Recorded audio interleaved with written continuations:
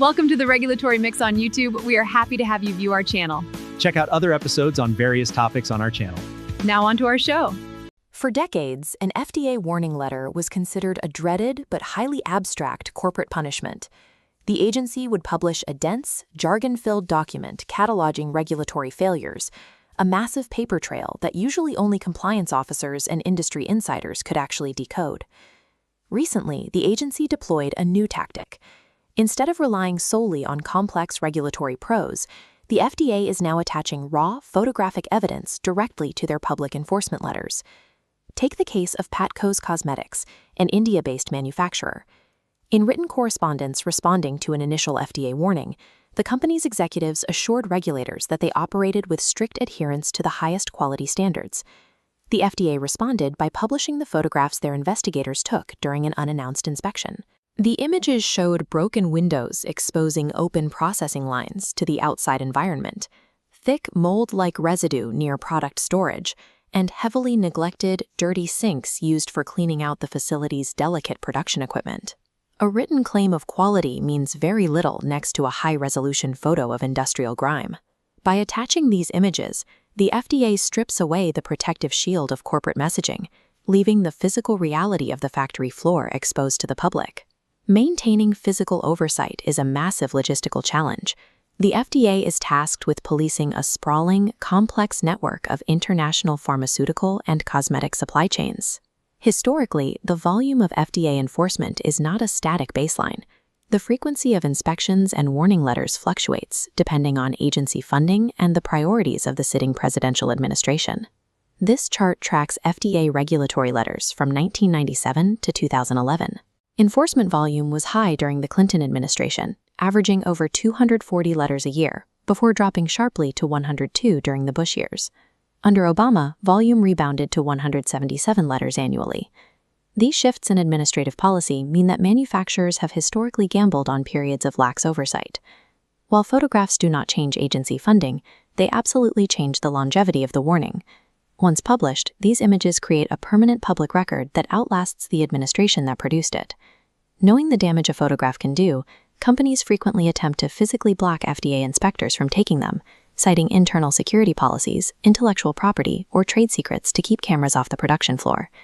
The FDA counters this with strict legal authority. Following the FDA Safety and Innovation Act, or 𝗲𝗄𝗏, the agency issued guidance making their position clear.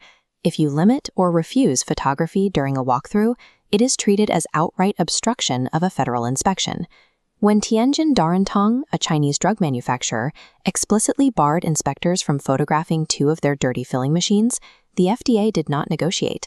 They documented the refusal, issued a warning letter, and added the firm to an active import alert, blocking their products at the U.S. border. The physical facility is the first battleground. The FDA has firmly established that if a company wants access to the lucrative U.S. market, they must submit to total visual transparency. The battle for compliance also takes place inside the server room, through the digital manipulation of electronic laboratory records. Facilities hide their tracks by disabling electronic audit trails. These are the background digital logs required by the FDA to record exactly who logs into a system, what they alter, and when. Turning them off allows operators to erase their digital footprints. In some major international facilities, inspectors found that lab operators were sharing a single administrator password. This allowed anyone on shift to log in, inject new data, or delete files without any way for regulators to trace the manipulation back to a specific individual.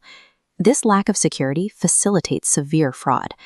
When a batch of drugs fails a safety test, producing an out-of-specification result, investigators have found operators simply deleting the failure data and replacing it with fabricated passing numbers. Sometimes this digital fraud spills back into the physical world. During one inspection, the FDA found a plastic trash bag in a facility scrapyard, stuffed with the original handwritten notes detailing manufacturing failures that the company had tried to hide.